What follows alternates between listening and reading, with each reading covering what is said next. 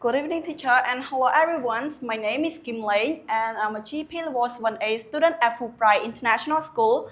Today, I am honored to present a story entitled "The Rich Man is Poor." Have you ever met someone who had everything but still felt empty inside?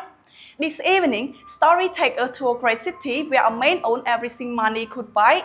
Yet he was the poorest in what truly mattered. Sometimes wealth is not measured by money, but by the heart. In this story, there are three main characters: a rich man, a kind girl, and a true friend.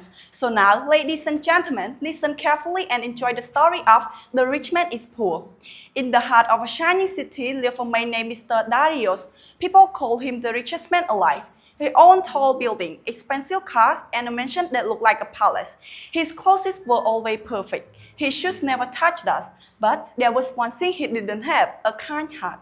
Mr. Darius never smiled. He never helped anyone. And he believed one thing: money is everything. One morning, as he stepped out of his car, a small girl approached him. Her name was Nina. She was poor, wearing simple clothes, holding a basket of flowers, but her face was full of kindness.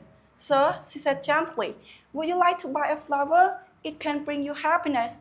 Mr. Darius looked at her for a few seconds, then turned away. "I don't need happiness," he said coolly. "I can buy anything I want." And he walked away. Nina stood there quietly, but she still smiled. Not far away, a man named Ethan saw everything. Ethan was Darius' childhood friend. They once had nothing, but they were happy. Ethan walked up to Darius and said, "You may be rich, but you are poor in heart." Darius frowned. "I work hard for my success. That's what matters." Ethan shook his head. "No, kindness is what matters." But Darius ignored him. That night, something unusual happened. As Darius lay in his soft bed, surrounded by luxury, he suddenly felt uneasy. The silence of his mansion felt louder than ever. And then he fell into a deep sleep. In his dream, everything began to disappear. His golden ball turned into dust. His money vanished like smoke. His powerful voice became weak and unheard. He ran outside, but the city no longer recognized him.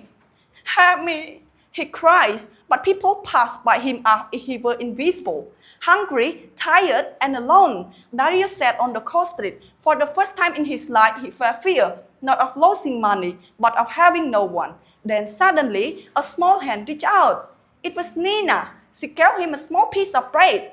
"Here," she said softly. "You look hungry." Darius was shocked. "Why are you helping me?" he asked. Nina smiled. "Because you need help." Then she said something he would never forget.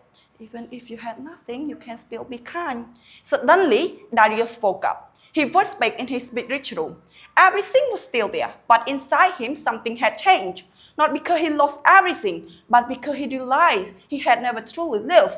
The next morning, Darius ran outside. He searched for Nina everywhere. Finally, he found her.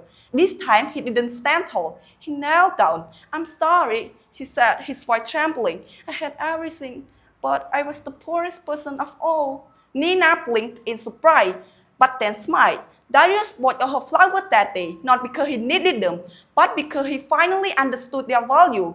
But he didn't stop there. He helped Nina's mother get medical care. He opened his door to the poor. He used his wealth not to build walls, but to build life. And slowly, something magical happened.